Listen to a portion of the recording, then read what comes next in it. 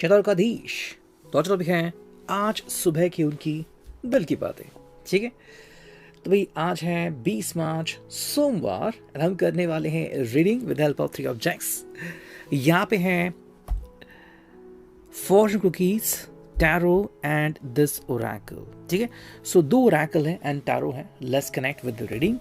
सबसे पहले करते हैं मैनिफेस्टेशन, हमें सही अंडरस्टैंडिंग मिले, प्रॉपर गाइडेंस मिले। ठीक है, हर एक के लिए गाइडेंस अलग अलग होता है।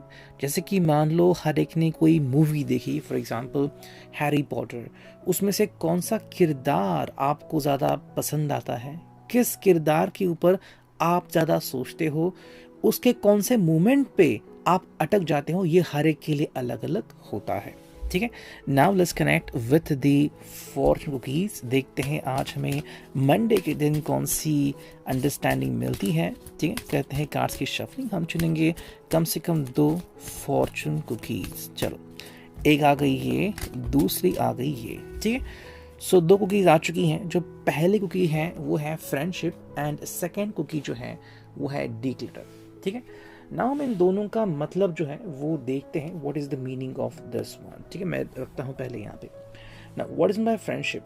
देखो, फ्रेंडशिप का मतलब ये आता है कि कई बार हम किसी व्यक्ति की हेल्प करना चाहते हैं एज अ फ्रेंड बन के। ठीक है, फिर मान लो वो व्यक्ति जो है वो शायद कहीं पे अटका हुआ है या फिर कोई स्ट्रेंजर भी है, लेकिन हम एज अ फ्रेंड उसके साथ कनेक्शन बनाते हैं।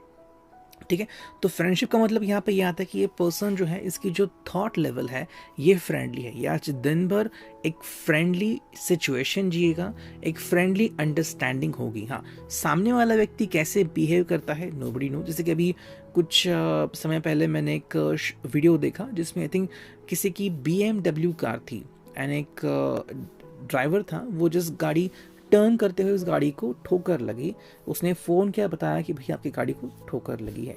सो ये जो बात है, ये होने के बावजूद उस पर्सन ने उसको फ्रेंडली कनेक्शन के साथ समझा, फ्रेंडली कनेक्शन के साथ बात की। So that is the main thing कि कैसे आप फ्रेंडली कनेक्शन बनाते हो। ठीक है, तो ये बात उनसे हम सीख सकते हैं। इसका जो इस पर्सन का जो मूड है वो बहुत ही फ्रेंडली रहने वाला है। नाउ सेकंड जो कार्ड है वो है डिक्लेटर। तो फ्रेंडलीनेस के साथ एक और चीज़ आती है, वो है खुद को संवारना, खुद को समझाना एंड खुद की जो नेगेटिविटी है उसको दूर करना। How is that so. देखो, डिक्लेटर मतलब क्या है, जैसे कि मान लेते हैं कि घर में कचरा है, आपको उसे बाहर फेंकना है। आपके मोबाइल फ़ोन में बहुत सारे ऐसे ऐप्स है जो आप यूज़ नहीं करते, उसको डिलीट करना है। आपके मन में ऐसी बहुत सारे ख्यालात है, एनर्जी है जो आपको नहीं चाहिए लेकिन ख्यालात आते रहते हैं, उसको डिलीट करना है, इरेज करना है। इसे बोलते हैं डिक्लेटर। शायद ये पर्सन जो है वो अपना पास्ट बदलना चाहता है या फिर अपने पास्ट को अपने साथ कैरी नहीं करना चाहता। अगर सीधे भाषा में बोलूँ तो इस पर्सन का पिछला दिन कैसा था, इससे इसको कोई लेना देना नहीं है। आज का दिन कैसा है ये हम देखते हैं। प्रैक्टिकल सिचुएशन से बताऊं तो मान लेते हैं कि आप जो है वो किसी नए बंदे के रूप में कहीं पे काम पे लगते हैं। अब आपके पहले कौन था, उसने क्या काम किया था, वो कल खत्म हो गया। आज से आपकी सीरीज शुरू हो गई। आज से आप क्या करेंगे उसके ऊपर फोकस होगा। ठीक है, तो उसे हम कहेंगे डिक्लेटर। चलो, तो ये हमें मिल गई है 2 अंडरस्टैंडिंग। और अब देखते हैं टैरो से हमें क्या रीडिंग मिलती है। चलो करते हैं कार्ड्स की shuffling. Here we go. Okay, चलो हमने एक बार तो इसे कर लिया है शफल एंड अब देखते हैं हमें रीडिंग क्या मिलती है। ठीक है, लेट्स कनेक्ट टू इट। चलो देखते हैं भी कौन से कार्ड्स मिलते हैं and here we go. Okay, and that's it. तो चलो, इतने सारे कार्ड्स आ चुके हैं। Straight to straight, reverse to reverse हम मीनिंग निकालेंगे। जो सबसे पहला कार्ड में मिला है वो है 7 ऑफ वॉन्ड्स का, यानी कि एरीज, लियो, सैज। अगर हम ये एनर्जी देखें तो एनर्जी कैसे काम करती है कि ये पर्सन अपनी जो अंडरस्टैंडिंग है आप तक पहुंचाना चाहते हैं। शायद इनके बीच कोई बदलाव हुआ है। अब ये बदलाव टेम्पररी है या फिर काफ़ी हद तक टिकने वाला है, डिपेंड्स। जैसे कि आप अपनी गाड़ी को पॉलिश करते हैं, कब तक वो पॉलिश टिकेगा, नोबडी नोज अबाउट इट, वैसे ही है ये। 7 ऑफ वांड्स मतलब क्या है कि ये पर्सन चाहता है कि आप इसे समझे।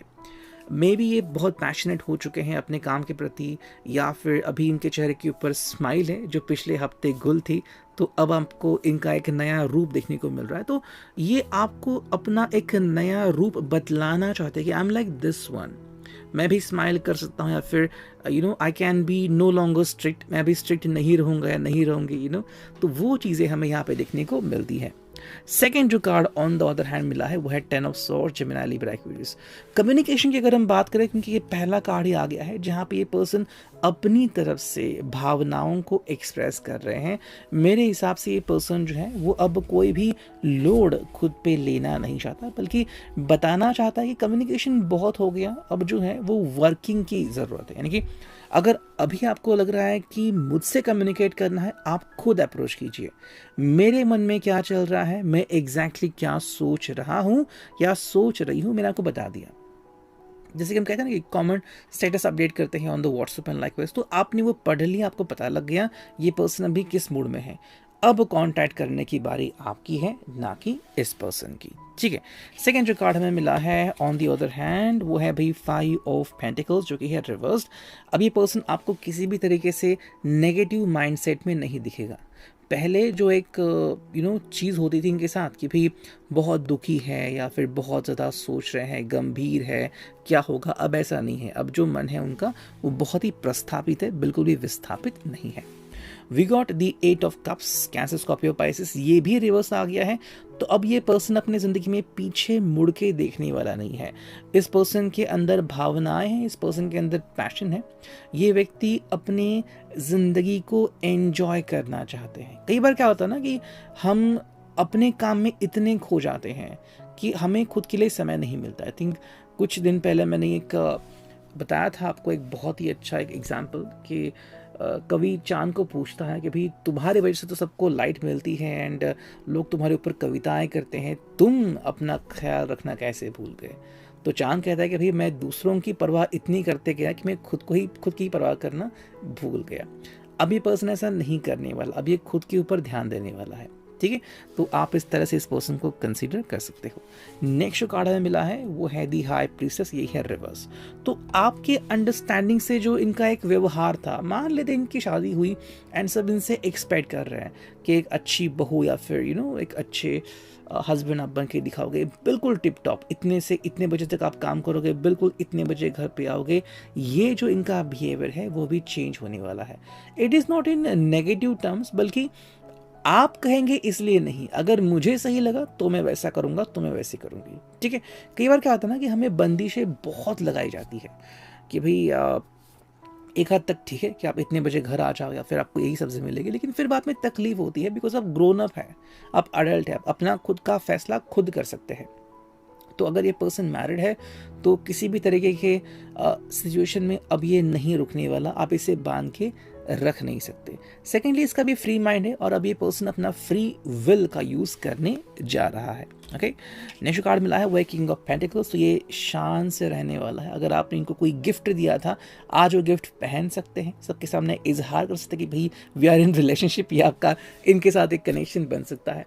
बट मोर देन दैट हम कह सकते हैं कि भाई ये पर्सन आपसे काफ़ी खुश है, काफ़ी अच्छा फील भी कर रहा है। एंड एक जो चीज़ आप दोनों के बीच कॉमन आ रही है कि आप दोनों एक दूसरे के सपोर्टिव हैं, ठीक है। फ्रेंडलीनेस जो मैंने पहले ही कहा था कि ये इनका नेचर है आज का, तो ये आपके इस नेचर के साथ घुल मिल जाएंगे। आपकी ये बात इनको काफ़ी पसंद आ रही है, ठीक है। And now this is the last card of the tarot, जो कि है भाई 5 ऑफ कप्स। एंड अगर हम इसकी बात करें तो ये पर्सन कह रहे हैं कि आप मुझे किसी भी चीज़ की वरी नहीं है, बिकॉज अब मुझे बस वही करना है जो मुझे अच्छा लगता है। हालात कैसे हैं आई डोंट केयर, परिणाम क्या हो गए आई डोंट केयर, ठीक है। जैसे कि आप जाते हैं कहीं पे चाय पीने के लिए, आपको नहीं पता चाय अच्छी मिलेगी या बुरी मिलेगी, लेकिन आप जाते हैं चाय पीने के लिए, बिल्कुल वही कर रहे हैं। पहले ये नहीं कर रहे थे ऐसे, लेकिन अब करने जा रहे हैं because they want to be themselves, ठीक है। तो ये बात हमें यहाँ पे समझने को आ रही है। और अब देखते हैं फाइनली इस ओरेकल से हमें क्या रीडिंग मिलती है। ओके, 4 ही कार्ड्स मिले, देखते हैं वो क्या है कार्ड्स। पहला जो कार्ड है वो है ढूंढते रहना। ढूंढते रहना मतलब कहीं ना कहीं पे इनके अंदर बदलाव आ चुके हैं और आपको अभी इन बदलावों से जूझना पड़ेगा। तुम्हारी बातें तो ये आपको भूले नहीं हैं, ये आज भी आपके बारे में सोचते हैं। एंड में भी आपको ज़रा ध्यान देने की ज़रूरत है, आपने क्या कहा था इनसे और आप अभी क्या कह रहे हो। ख्यालों में है एंड फाइनल जो कार्ड है वो है राहु में। तो ये दो कार्ड ऐसे हैं कि कहीं ना कहीं पे ये अपनी ज़िंदगी को जीना चाहते हैं, जो शायद इनका बहुत पहले से ख्वाब था, लेकिन किसी न किसी वजह से ये ख्वाब कंप्लीट नहीं होता था। तो अब ये ऐसा नहीं चाहेंगे, बल्कि पूरी कोशिश करेंगे कि जो उनकी चाहत है वो कंप्लीट हो जाए। Reading, I hope it will see you next.